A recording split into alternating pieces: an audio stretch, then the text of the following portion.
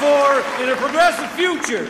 A Braveheart here yelling freedom against the 1%. We have before us a flickering hope, a small but visible ember that Bernie represents. We must take that faithful flame and not lose it, for it is the same fire that we feel inside of ourselves. Like us, his frustrations were cast in youth at the realization of unfairness. His message has been forged in this age of the declining middle class, and now we must galvanize that message, his candidacy, and elect him to the presidency of the United States of America. I say to you, it's time to elect Bernie Sanders as President of the United States of America.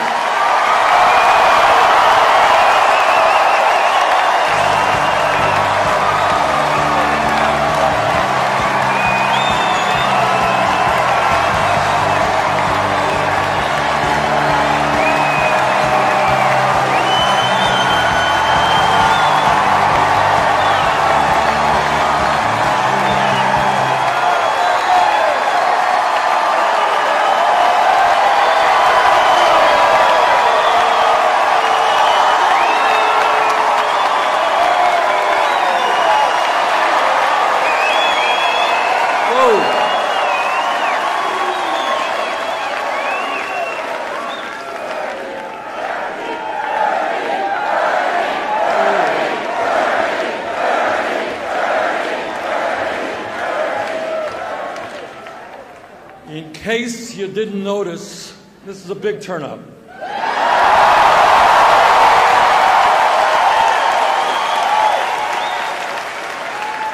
Let me thank Troy for that very generous introduction. Let me thank my wife, Jane, for walking me up here.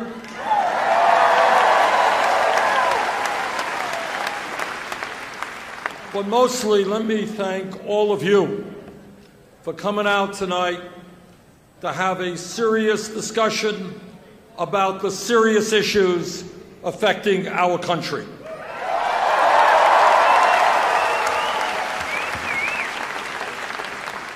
You know, in recent weeks, we've had great turnouts all over this country.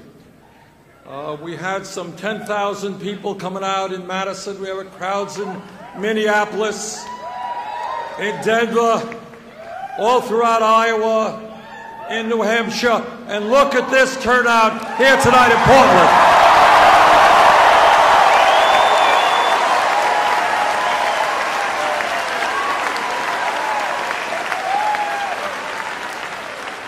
And sometimes the media people ask me, they say, well, you know, Bernie, why are so many people coming out to your events?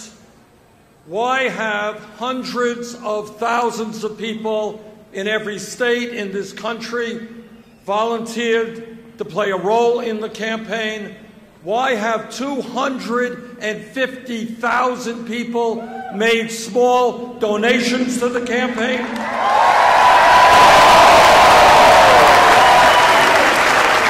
Why are grassroots organizations popping up all over America? And you're right, Bernie, you're right.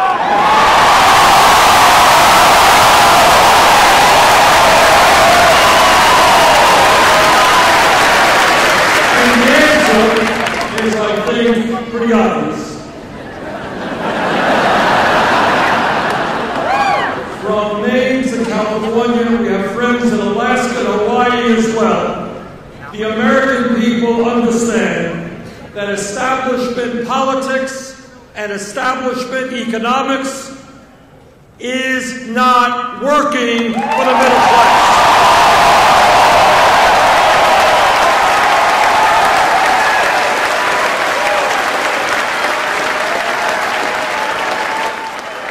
They understand that the greed of Wall Street and the greed of corporate America is destroying the great middle class of this country.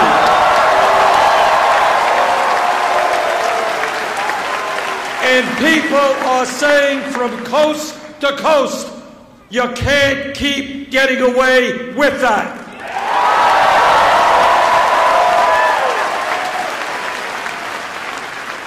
And people understand that in this great democracy, the longest democracy in American history, that it is not acceptable that a handful of billionaires are now controlling our political process.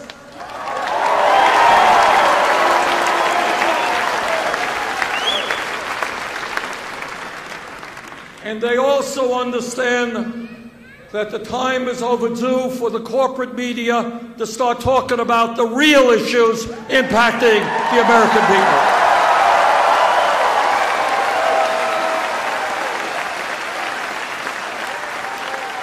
In other words, all over America, people are becoming involved in this campaign because they want change, real change, and that is what this campaign is about.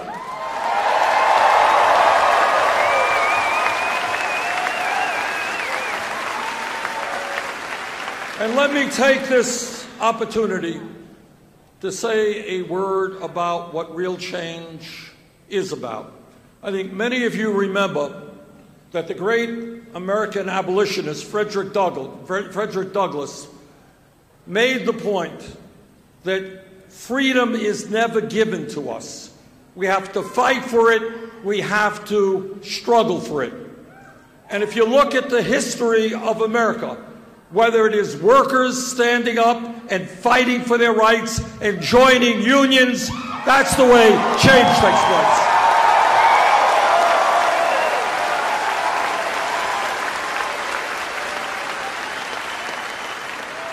And when we had an apartheid system in this country, African Americans stood up and said, enough is enough. They joined with their white allies. We broke down the walls of segregation and racism.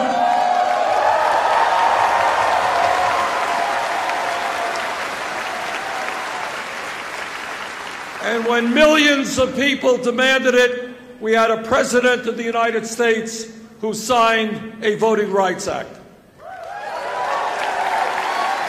But the energy, the drive did not come from on top. It came from the grassroots. And when you think about the struggle over the decades and centuries of women fighting for their rights,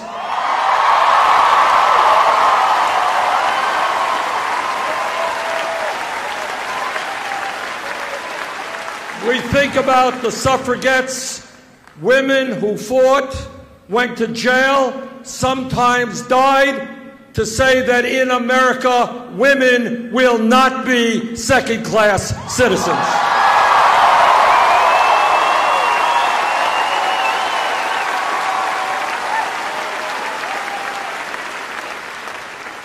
And more recently, we have seen another profound revolution in political consciousness, and that is gay people said, enough is enough.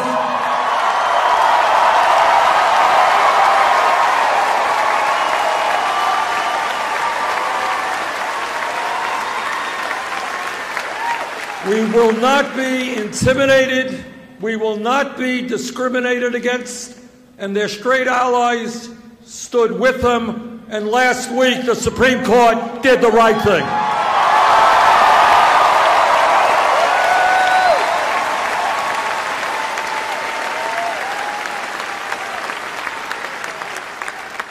What is my point? My point is a simple one, is that if we want real change, it's not just electing someone, hopefully me,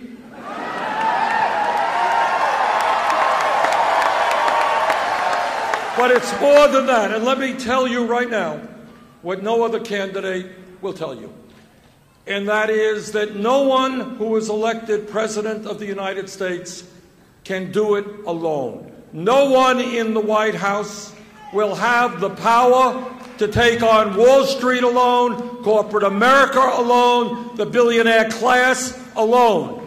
The only way that change takes place is when we develop that strong grassroots movement, make that political revolution, stand together, and then we bring about change.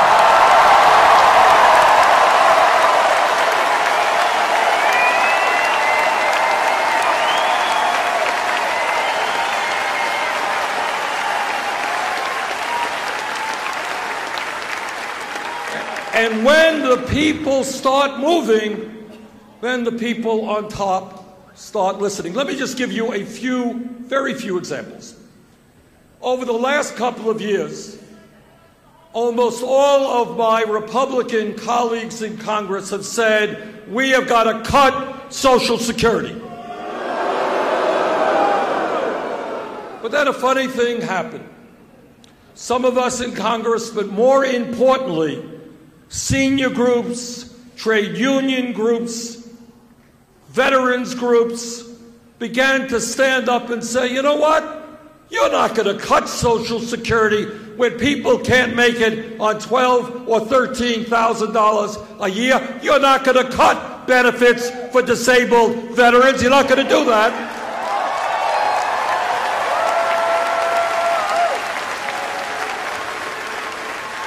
And in fact, what you are going to do is expand Social Security benefits.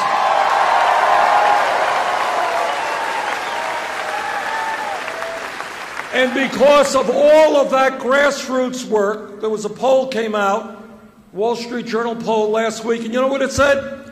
It said that by a 3-to-1 margin, the American people now believe we should expand Social Security benefits by lifting the cap on taxable income.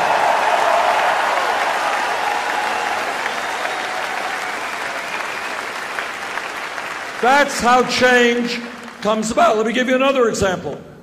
3 or 4 years ago, people in the trade union movement started organizing low-wage fast food workers.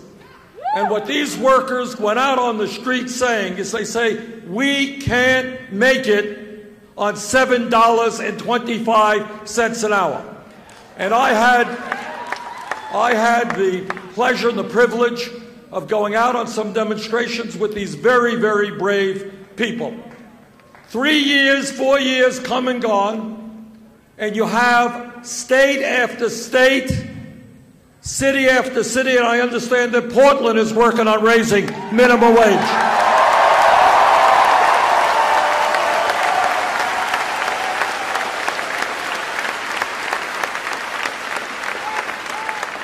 And here's what's interesting. In Congress, we have a bill. Republicans, of course, are opposed to any raising the minimum wage. Democrats have a bill which says, let's raise the minimum wage to $10.10 an hour. But you know what the American people say? $10.10 ain't enough. They want $15 an hour.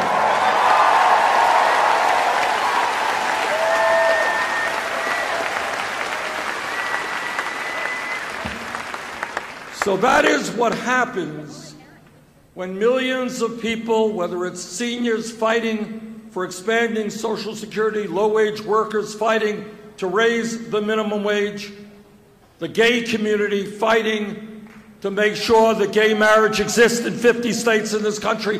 When people stand together, there is nothing we cannot accomplish.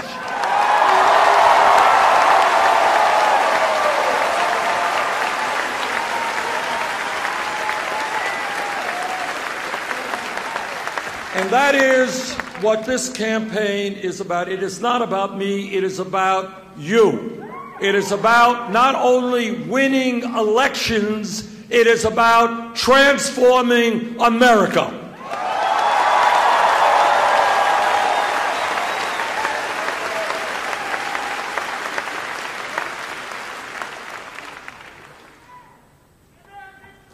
When we talk about the serious issues facing this country, at the top of my list is the disgrace that in our country today we have more income and wealth inequality than any other major industrialized nation on earth. And brothers and sisters, together we are going to end that disgrace.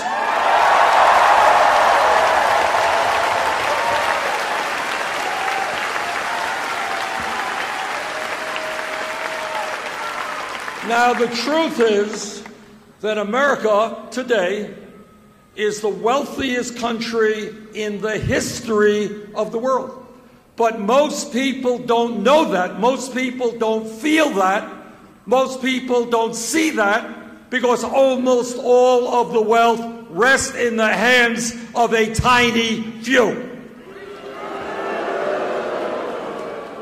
The issue of wealth and income inequality, to my mind, is the great moral issue of our time. It is the great economic issue of our time, and it is the great political issue of our time.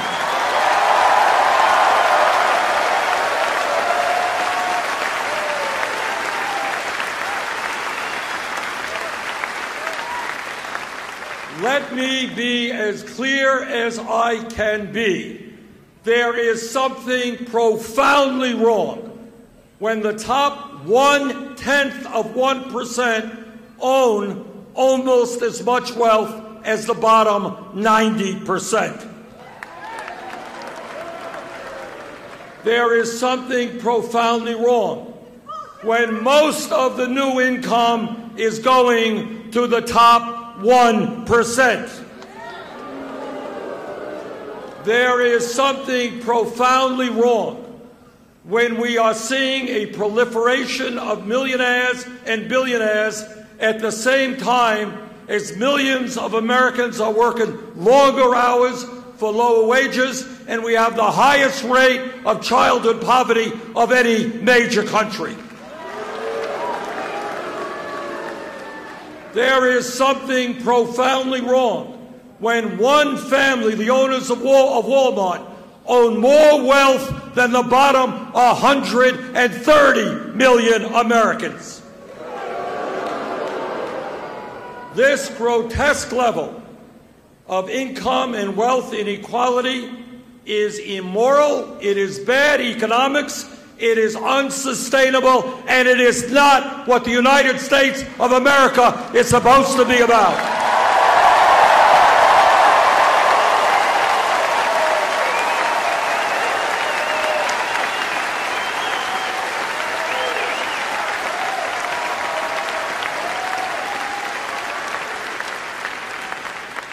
And let me not equivocate. Let me be as clear as I can be, because we are going to send a message to the billionaire class, and that message is, you can't have it all.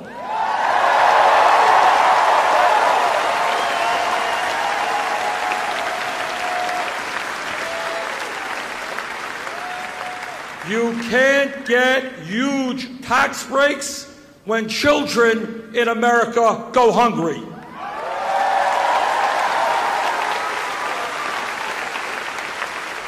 You cannot continue sending our jobs to China when millions of people in this country desperately need work.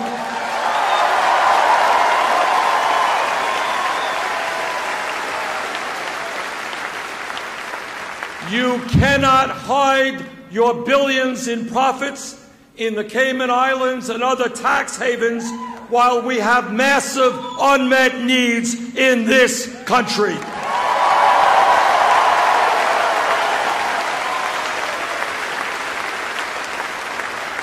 And our message to the billionaire class is, your greed has got to end, and we are going to end it for you.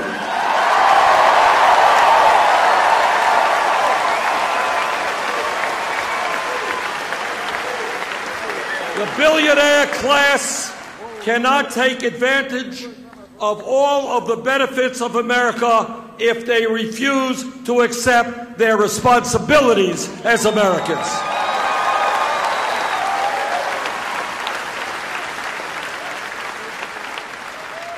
But when we talk about our economy, it is not only the horrific level of income and wealth inequality.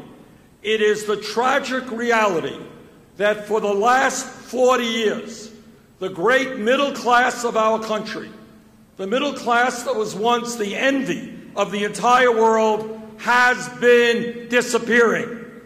Despite exploding technology and increased worker productivity, median family income today is almost $5,000 less than it was in 1999. In the state of Vermont, in the state of Maine, and all over America, we have working people who are working not just one job, but 2 jobs, 3 jobs, just to cobble together an income in order to survive and to get some health care. That is not the economy that we need.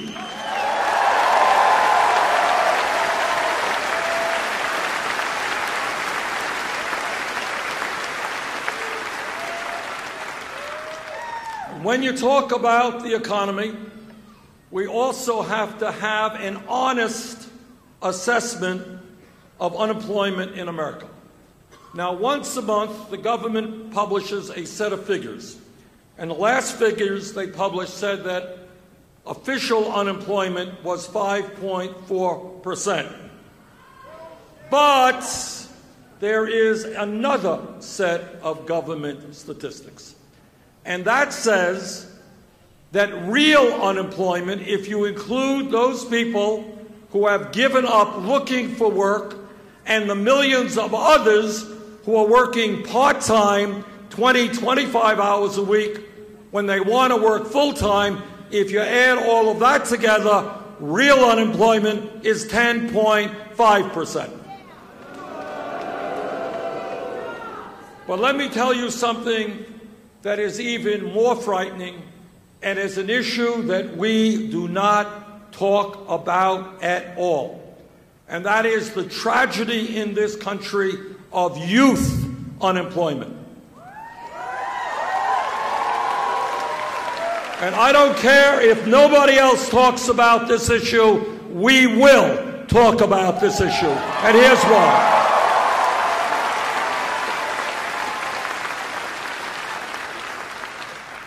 For young people who have graduated high school or dropped out of high school, who are between the ages of 17 and 20, if they happen to be white, unemployment rate is 33%. If they are Hispanic, unemployment rate is 36%. If they are African American, real unemployment rate for young people is 51%. In other words, what we are doing is turning our backs on an entire generation of young people who want to get a job, they want to earn some income, they want to get out of their homes, they want to become independent, and we are not allowing them to do that. And if you do not believe that there is a correlation between high youth unemployment and the fact that this country has more people in jail than any other country on earth, you would be wrong.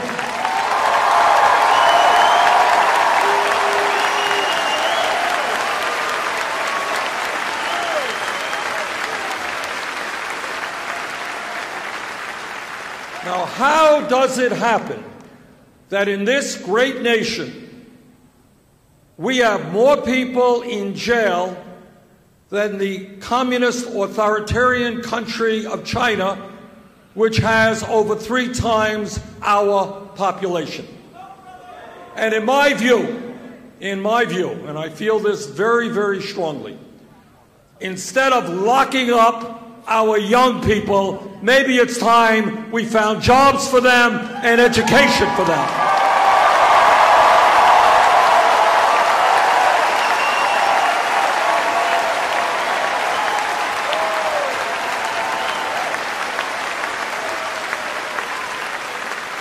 And maybe it's time we began to rethink the so-called war on drugs.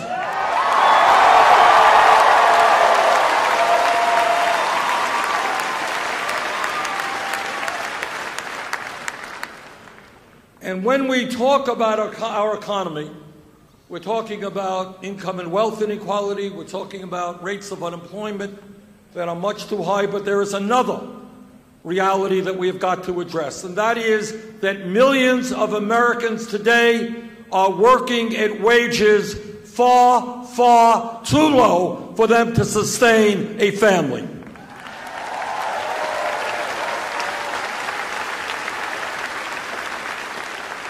I recently talked to a guy who works with a church group who collects food to bring to an emergency food shelf. And what he told me, I asked him, well, tell me, what percentage of the people who go to the emergency food shelf are working people? And he said 90% of them are working. In other words, what we see all over America is that people are working 40 or 50 hours a week, but they are not earning enough money to provide adequately for their families. What we have got to recognize is that the federal minimum wage of $7.25 an hour is totally inadequate. It is a starvation wage. We've got to raise the minimum wage to a living wage.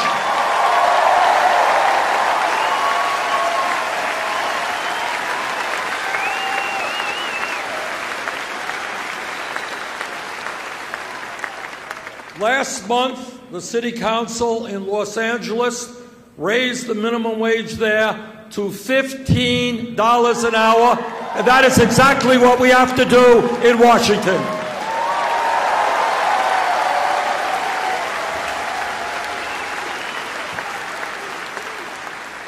It is not a radical idea to say that in America, somebody who works 40 hours a week should not be living in poverty.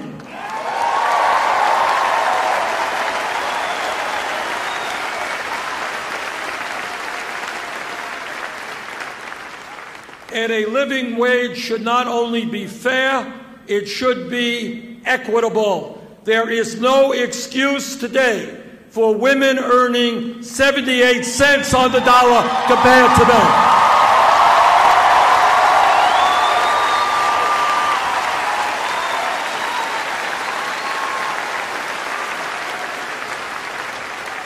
We need pay equity for women workers, and when we do that, we take a big chunk out of poverty in this country.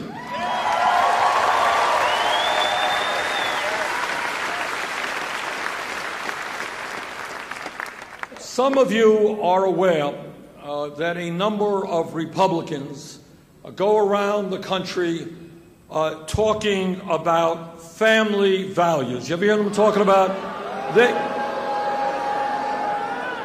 They just love families. That's all there is to it. But if you take a hard listen to what they are talking about when they refer to family values, this is what they mean. They are saying to every woman in America that she cannot control her own bodies. I disagree.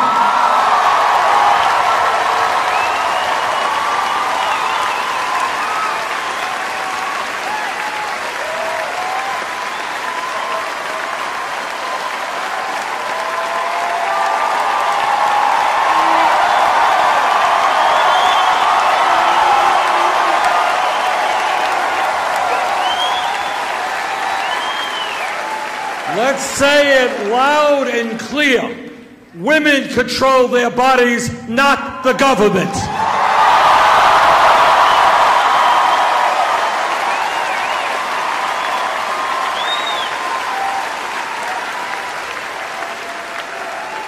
And when the Republicans talk about family values, what they mean, quite literally, is that women should not have the right to purchase the contraceptives that they need.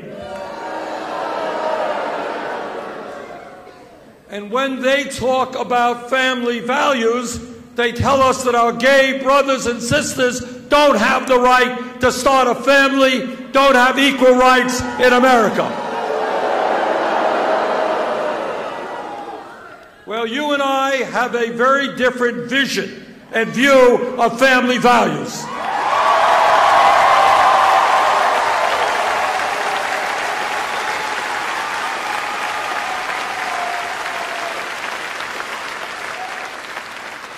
I have 4 great kids, 7 grandchildren who are beautiful, and my wife and I have been married for 27 years. We understand family. We believe in family. So let me tell you what real family values are about. The first real overview of family values is that the United States must end the international embarrassment of being the only major country on earth which does not guarantee workers paid medical and family leave.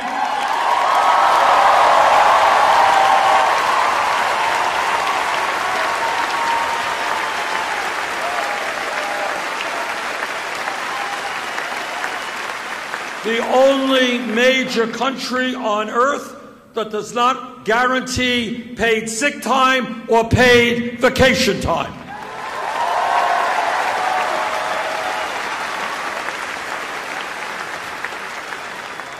Now let me say a word about these family values, which are really family values. Today in Maine, today in Vermont, a woman had a baby. If that woman's family has a sufficient amount of money, she and the father will be able to stay home with their newborn baby in the most important moments and weeks and months of that baby's life. And they'll be able to bond with that baby and get to love that baby. But if that woman in Maine or Vermont does not have a lot of money, she will be forced to go back to work in 5 days, 8 days, 10 days. Forcing a woman to be separated from a newborn baby is not a family value.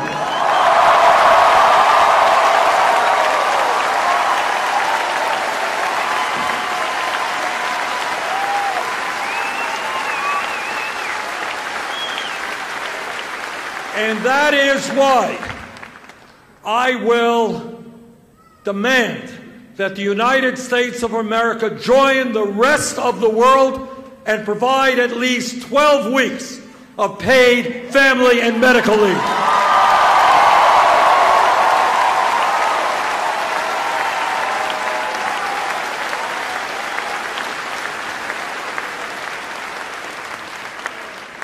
And let me touch on another issue that gets very, very little discussion. And that is as a result of the collapse of the American middle class, and as a result of the fact that many of our people are working longer hours for low wages, it turns out that our people are now working the longest hours of any other people in a major industrialized country. Japanese are very hardworking people. We work 137 hours a year more than they do. We work 260 hours a year more than the British. And God bless our friends in France, we work 500 hours a year more than the French.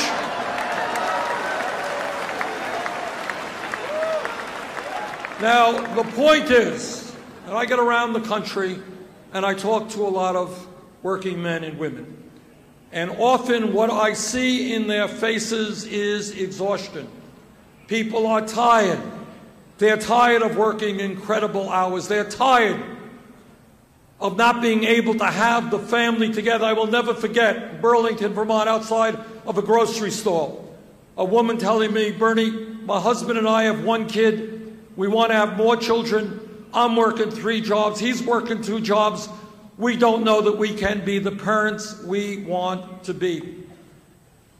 Some of you may remember, if you read your history, that over 100 years ago, workers went out on the street and they held up posters and placards. And you know what those posters and placards said? That's right. What those posters said is, we are not beasts of burden. We don't want to work and work and work. We want to spend time with our kids. We want to get an education. We want to relax with our families. But today, unbelievably, 100 years have come and gone, and 85% of working men, 66% of working women are working longer than 40 hours a week. The least that we can do in this country is guarantee every worker 2 weeks of paid vacation.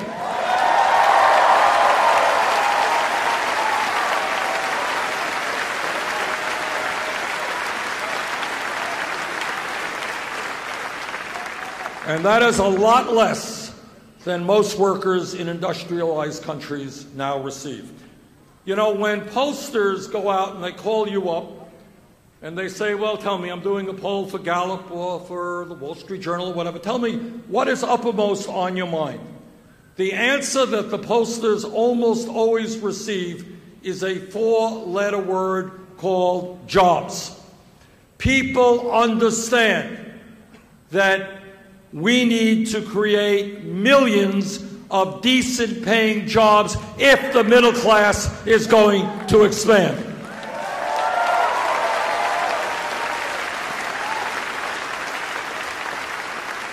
As all of you know, our infrastructure, our roads, our bridges, water systems, our wastewater plants, our rail system, our levees, our dams, in many parts of this country, they are crumbling.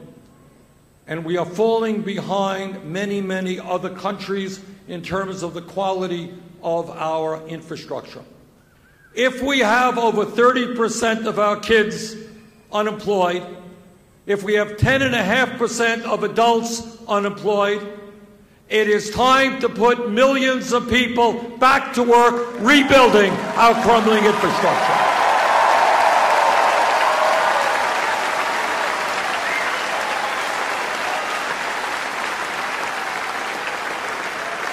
I have introduced legislation that would invest $1 trillion over a 5-year period to rebuild our infrastructure. That would create and save 13 million jobs, and that's what I will fight for as President of the United States.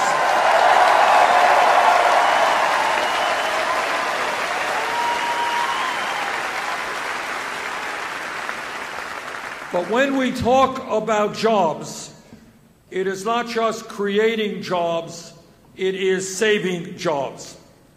For decades, presidents of both parties, Republicans and Democrats, have supported trade agreements that have cost us millions of decent-paying jobs as corporate America shuts down here and moves to low-wage countries abroad.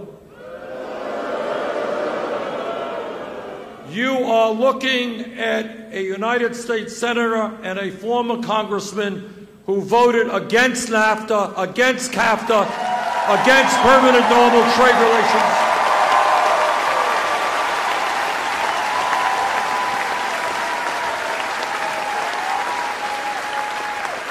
We need a trade policy in this country which demands that corporate America start investing in the United States, not just in China. A trade agreement which works for working families and not just the CEOs of large corporations.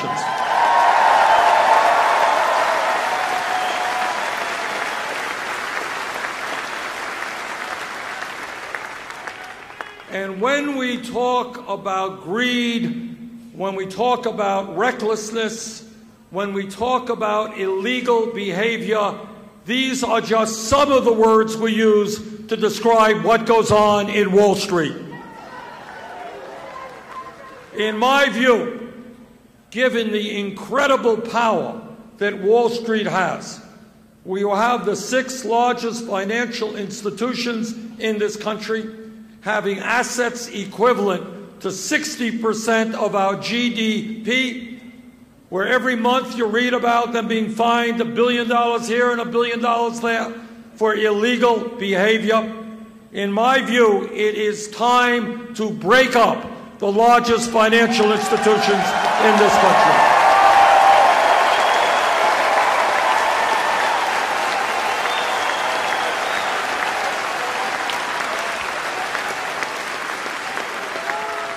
We need a banking system that is part of creating a productive economy, making loans to small and medium-sized businesses, helping us create jobs, not a financial institution which is an island unto itself, only concerned about making huge profits. If a bank is too big to exist, that bank is too big. I said that wrong. Let me say it again. If a bank is too big to fail, that bank is too big to exist.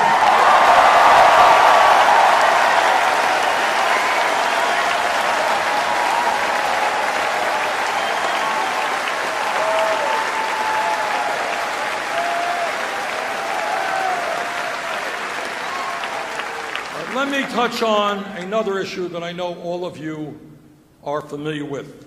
And let me be as blunt as I can be, in case you haven't felt that I was blunt enough,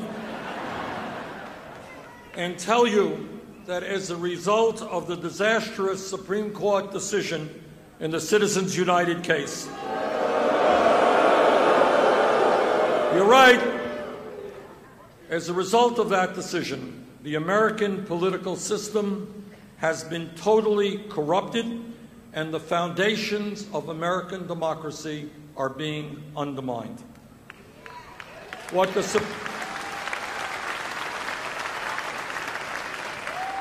Supreme Court essentially said to the wealthiest people in this country is, okay, guys, you already own much of our economy.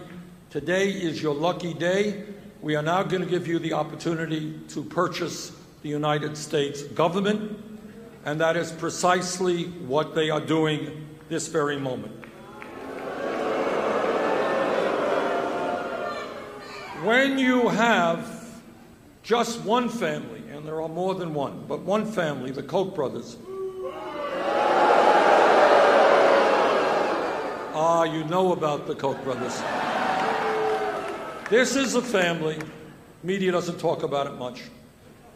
This is a family that wants to destroy Social Security, Medicare, Medicaid, the U.S. Postal Service. They want to do away with the concept of the minimum wage. They want to repeal every piece of legislation passed in the last 75 years that protects working families. But now this family, worth $85 billion, will spend, as I understand it, close to $1 billion in this election cycle to elect candidates who will make the rich richer and increase suffering for the middle class and working families. Now, when you have one family spending more money in an election cycle than either the Democratic Party or the Republican Party, what you are looking at is not called democracy. It is called oligarchy, and we have got to end that.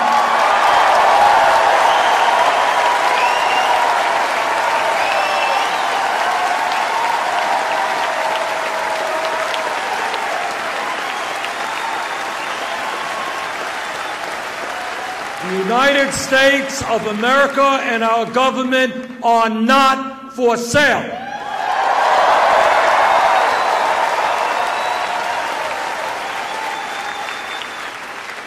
Now, I've not made a whole lot of promises in this campaign, but here's one I have made, and I repeat to you.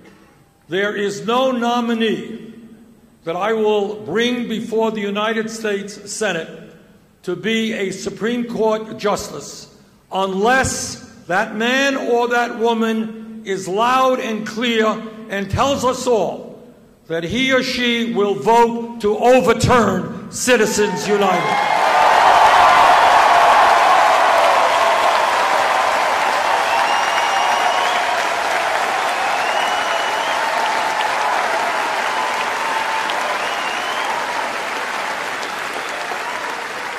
But we have got to go further than that. It's not just a question of overturning this disastrous decision. If we believe, as I think all of us do, that we want the United States to be a vibrant democracy where we have the highest voter turnout of any country on earth, not one of the lowest, where young people, regardless of their political point of view, or anybody, working person, wants to run for office, that they can run for office without begging millionaires for campaign contributions.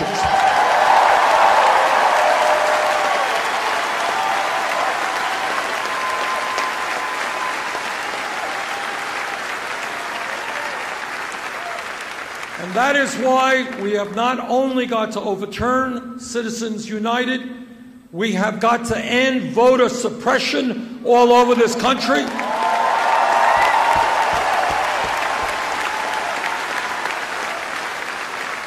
And most importantly, we have got to move toward public funding of elections.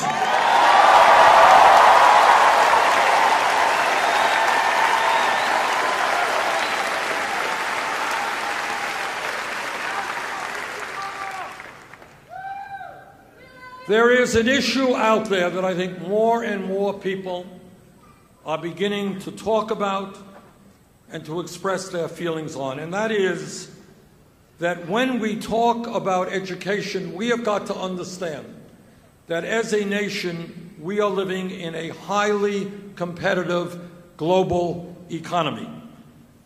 And if we are going to make it as a nation, if we are going to create the decent paying jobs that we need, we must have the best educated workforce in the entire world.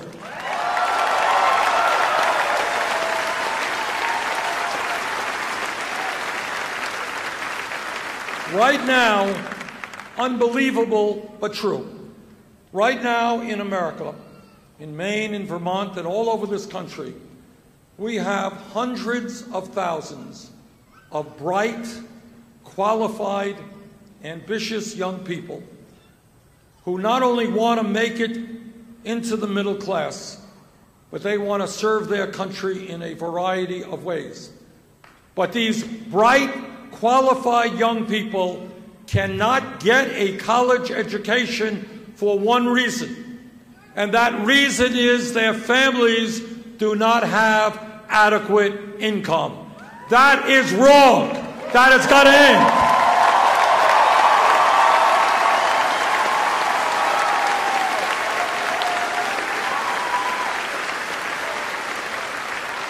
We have got to make certain that in this country, all of our people who have the desire and who have the ability are able to get all the education that they need, regardless of their income.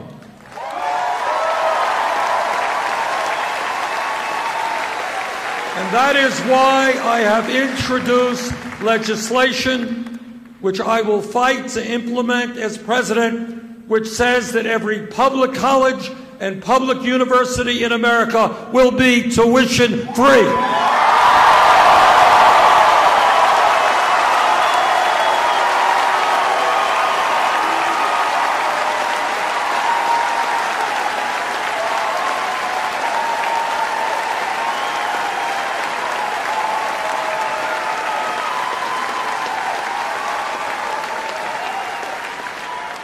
Now, this is important to our country for a whole lot of reasons. We need scientists, we need engineers, we need teachers, we need police officers. We need a well-educated population. And it makes no sense to me that as a nation we say to hundreds of thousands of young people, sorry, you're not going to get that education.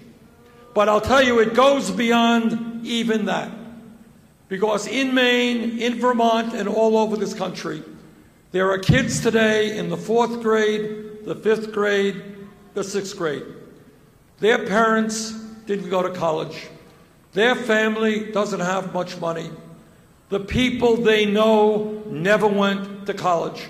And these kids instinctively understand that because their families lack decent income, no matter how well they do in school, no matter how hard they try, they're never going to make it into the middle class, and they're never going to get a college education. When we make public colleges and public universities tuition-free, we are saying to every child in America that yes, if you study hard, you will be able to get a college education.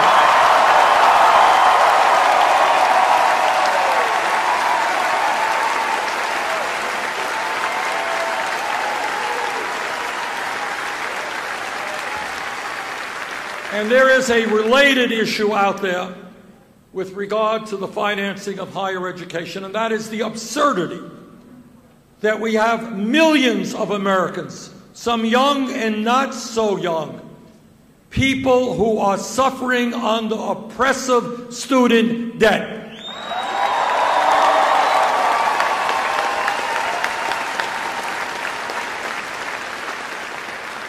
I have talked to people whose crime in life was that they went to law school, they went to medical school, they went to dental school, and they left school hundreds of thousands of dollars in debt.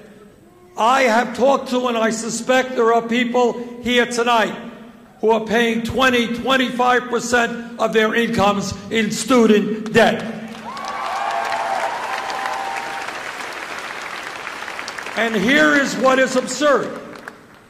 If you go out and refinance your home tomorrow, you could do it at 2, 3, 4% interest rates. And yet we have millions of people paying 6, 8, 10% interest rates on their student debt.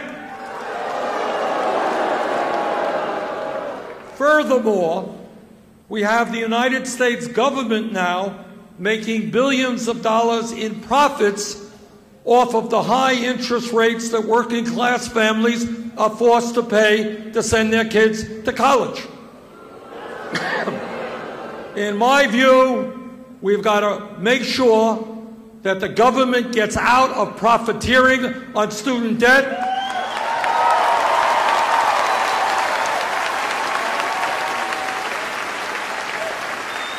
That people holding that debt can refinance it at lower interest rates, and when we do that, we can bring interest rates down by more than half.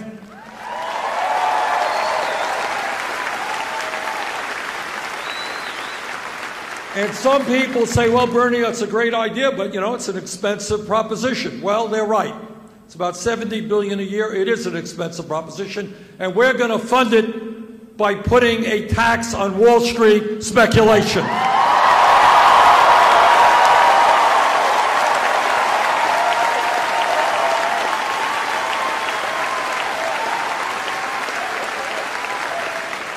The taxpayers of this country bailed out the illegal behavior on Wall Street. It's Wall Street's time to help the middle class of this country.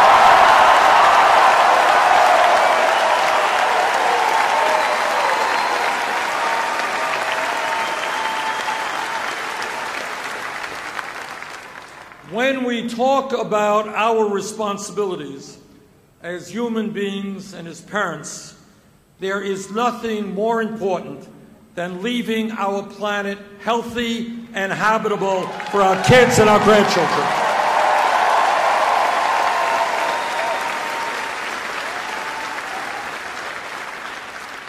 Brothers and sisters, the debate is over. The scientific community is virtually unanimous in telling us that climate change is real, that climate change is caused by human activity, that climate change is already causing devastating problems in our country and around the world. And you need look no further than the water situation in California or the heat wave in Pakistan.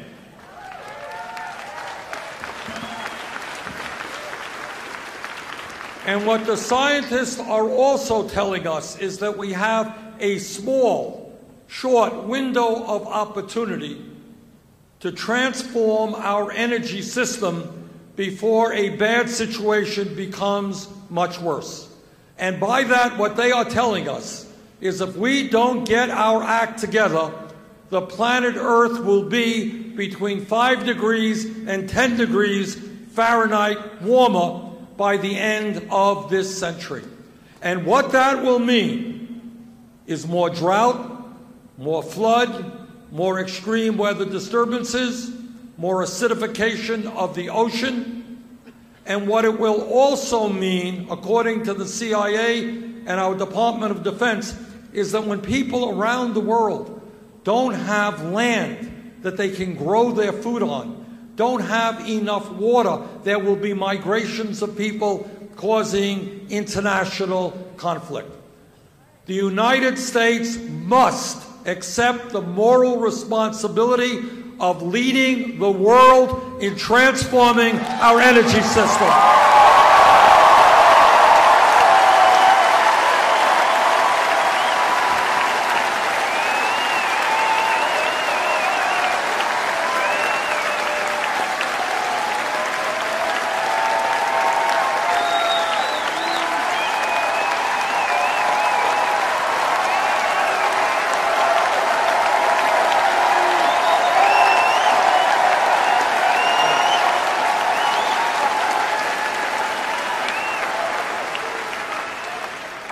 When we lead the world in moving away from fossil fuel to energy efficiency and such sustainable energies as wind, solar, geothermal, and others, China, Russia, India, and other countries will follow us.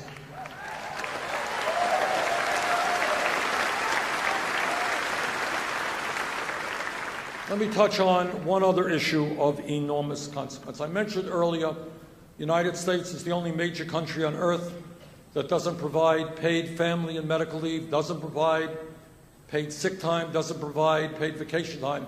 But there is another area that we are lagging far, far behind every other major country. And that is, in my view, we must join the rest of the industrialized world and say loud and clear, health care is a right of all people.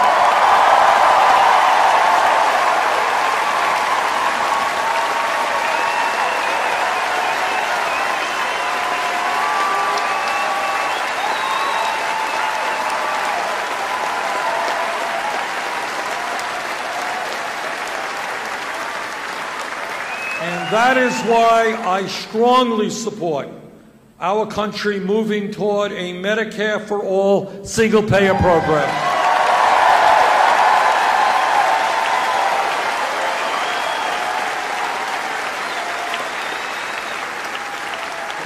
Brothers and sisters, thank you so much for being here. And let me conclude my remarks by saying this. This is what I want to say.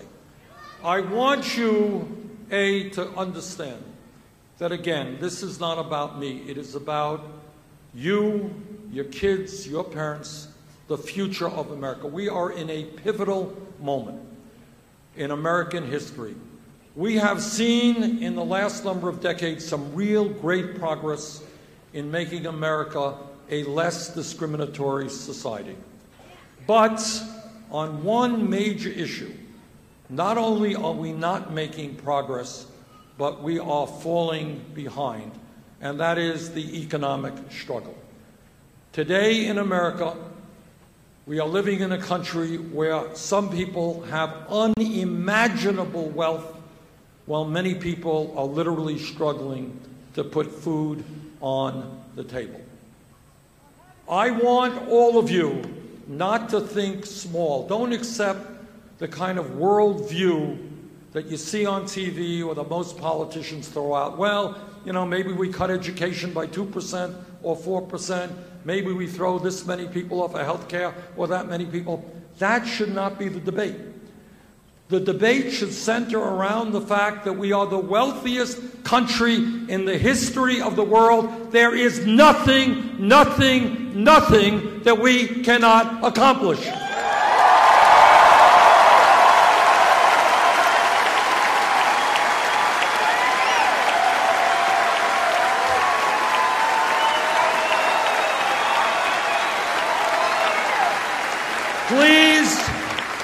Please don't tell me that the United States of America, our great country, cannot guarantee health care to all people. Don't tell me that.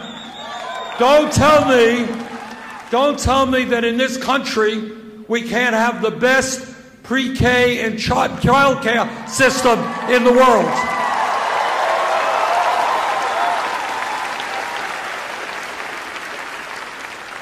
Don't tell me that every person in this country should not be able to get all the education they need regardless of their income. Don't tell me that we cannot rebuild our crumbling infrastructure. Don't tell me that we cannot lead the world in transforming this planet's energy system. We can do that and more if we do not allow them to divide us up by race, by sexual orientation, by gender, by not allowing them to divide us up by whether or not we were born in America or whether we're immigrants.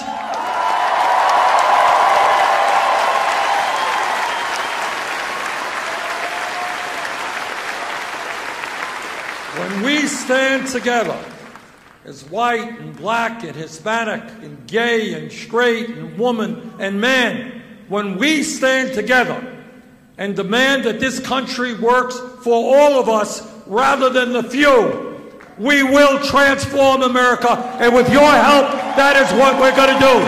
Thank you very much.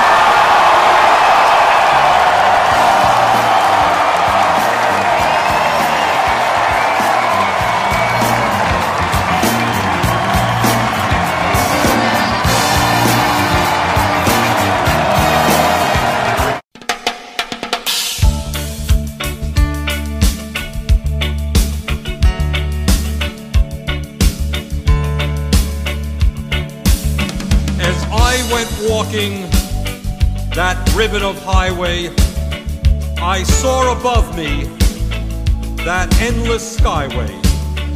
I saw below me that golden valley.